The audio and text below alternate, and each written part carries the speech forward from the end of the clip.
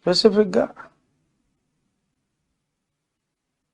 నేను చెప్పాలి అనుకున్న అంశం ఏంటంటే, నా వ్యక్తిగత విషయానికి వచ్చేటప్పటికి, సరే అతని ప్రయత్నాలు అతను చేశాడు.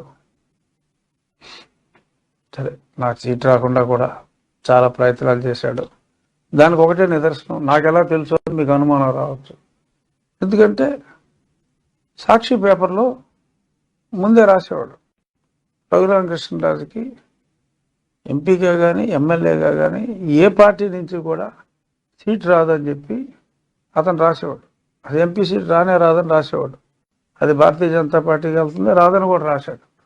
భారతీయ జనతా పార్టీకి వెళ్తుందని వీడికి ముందే ఎలా తెలుసు? వెళ్తే వెళ్ళింది, రాదని ఎలా తెలుసు?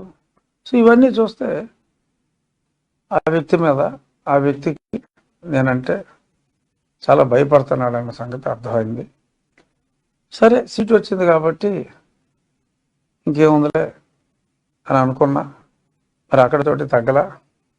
మరి ఇప్పుడు అతని పార్టీ తరఫున ఎక్కడైనా ఒక పార్టీకి ఒక అభ్యర్థి ఉంటాడు, ఇక్కడ ఇద్దరు అభ్యర్థులను పెట్టాడు.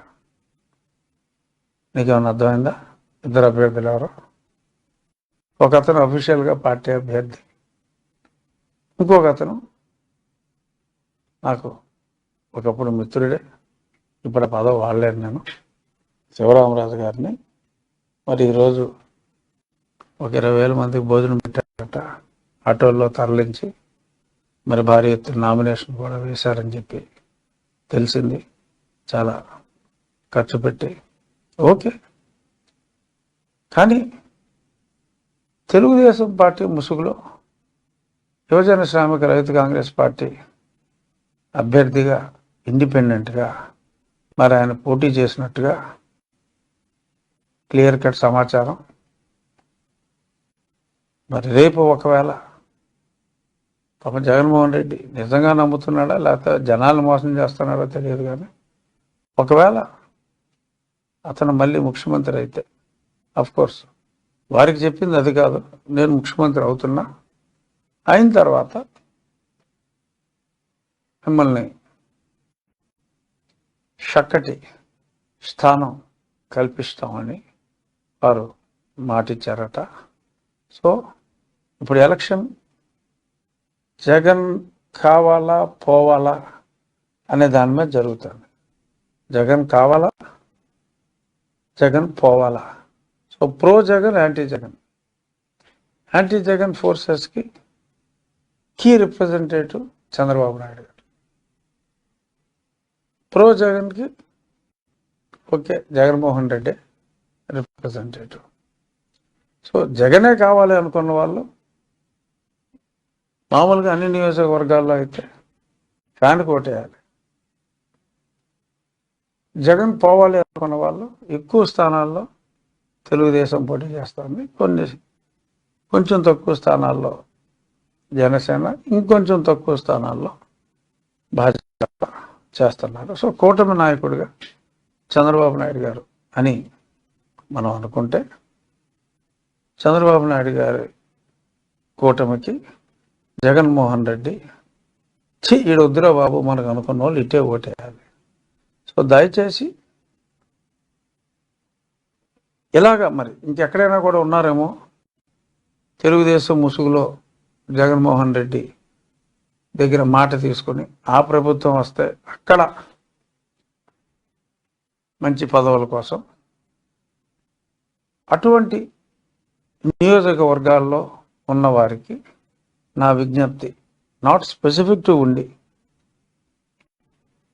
మా ఊళ్ళో నా నియోజకవర్గంలో అయితే జగన్ కావాలనుకున్న వాళ్ళకి 2 ఆప్షన్లు ఉన్నాయి. ఒకటి నరసింహరాజు గారికి ఫ్యాన్ గుర్తుకేయటం, ఇంకొకటి శివరామరాజు గారికి ఆయన గుర్తు ఏంటో ఇంకా తెలియదు, ఫ్యాన్ అయితే ఇవ్వలేరు కాబట్టి 2 రెక్కల ఫ్యాన్ ఏమన్నా ఇస్తారేమో అని ఉందేమో నాకు తెలియదు. వారం రోజుల్లో వారి గుర్తు ఏంటో తెలుస్తుంది. గుర్తు అయితే తెలిసింది, గుర్తు ఇంకా తెలియలేదు. సో జగన్ అభిమానులకి శుభవార్త ఏంటంటే, మా నియోజకవర్గంలో 2 ఉన్నారు క్యాండిడేట్లు. తెలుగుదేశం ముసుగులో రావాలి అని ప్రయత్నిస్తున్న ఆ వ్యక్తికి డెఫినెట్గా ఉండి అంటేనే మరి తెలుగుదేశం కార్యకర్తలు వాళ్ళు పార్టీకి లాయల్గా ఉంటారు. తెలుగుదేశం ముసుగులో యువజన శ్రామిక రైతు కాంగ్రెస్ పార్టీతో కలిసి తెలుగుదేశం రెబల్ని అని చెప్పుకు తిరిగితే డెఫినెట్గా నిజమైన తెలుగుదేశం కార్యకర్తలు ఎవరో అటువంటి విషయాలు నమ్మరు.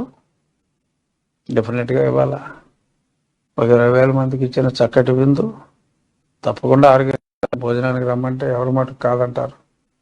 మరి వాళ్ళల్లో చాలామంది వైసీపీ వాళ్ళే ఉన్నట్టుగా తెలిసింది.